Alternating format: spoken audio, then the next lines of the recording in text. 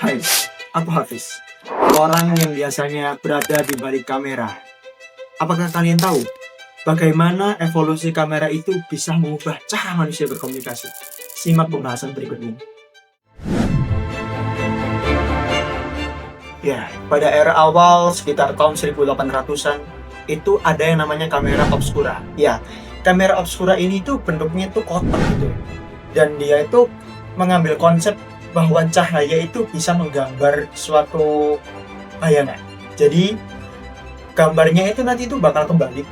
Dan di situ konsepnya itu kita harus benar-benar nge-freeze, kita harus benar-benar diam. Jadi seolah-olah kita itu harus kaku supaya gambar yang dihasilkan itu dapat maksimal. Nah, setelah itu kita memasuki ke era perkembangan di era kamera analog. Ya, kalau teman-teman ingat kamera analog itu kita harus membeli roll filmnya tentunya. Karena kalau tidak ada roll film, ya kita nggak bakal bisa ngejepret foto. Karena roll film itu kayak seperti nyawa dari kamera itu sendiri. Kalau nggak ada roll film, kita mau ngefoto apa? Dan di roll film itu bikin kita itu agak ribet ya, karena kita harus ngecetak, kita harus ngubah warnanya dulu, dan harganya pada zaman dulu itu relatif cukup mahal ya, karena hanya orang-orang tertentu yang bisa beli kamera pada waktu itu. Nah, selanjutnya kita memasuki ke era digital ya. Kalau misal kita ingat kata digital tuh pasti awalnya itu namanya kamera DSLR. Nah, kamera DSLR ini udah mulai banyak banget dipakai oleh fotografer profesional, mulai dari untuk nikahan, untuk acara lamaran, dokumentasi event, dan lain sebagainya untuk project-project visual ya.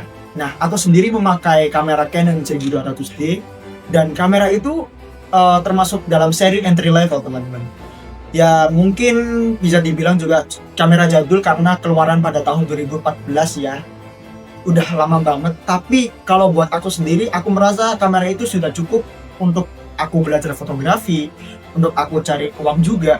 Dan FYI, aku berhasil membeli laptop dengan kerja kerasku dengan kamera itu.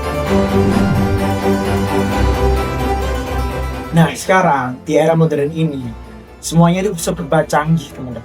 Sekarang ini ada yang namanya kamera mirrorless. Aku sendiri memakai kamera Sony A6400. Ya, kamera ini keluaran tahun 2019.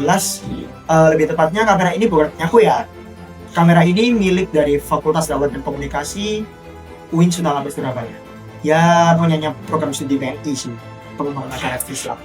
Dan kamera ini tuh bobotnya relatif ringan, tapi dia itu punya kekuatan magis yang kuat. Contoh kita ngepotret jarak jauh pun hasilnya itu minim ngeblur gitu teman. Jadi sangat-sangat worth it untuk kita beli, dan sangat-sangat worth it untuk dipakai oleh amatiran, profesional, bahkan pemula. Dan harganya juga relatif mahal, sekitar di angka 11 hingga 12 jutaan ya. Itu dengan lens sakitnya. Dan aku biasanya menggunakan itu untuk kegiatan seminar internasional ya. Dokumentasi seminar internasional, kegiatan-kegiatan kampus, kegiatan-kegiatan fakultas, ataupun proyek-proyek visual lainnya bareng dosen-dosen di FDK. Nah, dari sinilah manusia jadi punya teman untuk bercerita dengan visual, ya dengan kamera. Ya mungkin banyak orang yang merasa bahwa, wah kameranya mahal, pantasan hasilnya bagus. Enggak dong, kamera mahal itu hanya alat. Sebenarnya manusia itu punya skill teman-teman.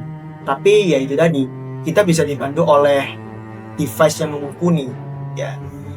Jadi manusia itu sebagai pilotnya, dan kamera itu sebagai pesawatnya. Kalau semisal pesawatnya aja bagus tapi pilotnya nggak bisa ngendaliin, ya sama aja, jatuh dong. Nah maka dari itu, perbanyak belajar, perbanyak ngasah skill, dan perbanyak juga experience-mu. See you, dan Absolute Cinema.